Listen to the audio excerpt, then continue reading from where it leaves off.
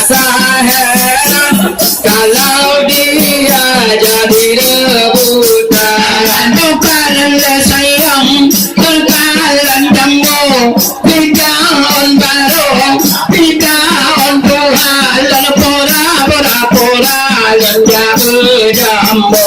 Pandai duduk dan gejam meja, sungguh mati jadi penasaran, sampai mati pun aku perjuangkan. Memang dia yang paling manis di antara gadis yang lain. Aku pun tak merasa heran kalau dia jadi rebutan. Hati angge lawa, timbang main di mata. Hati angge pandang, di manusia parangnya yang tajam keyoto. Pampanya yang lancar kegawa. Aku jadi penasaran.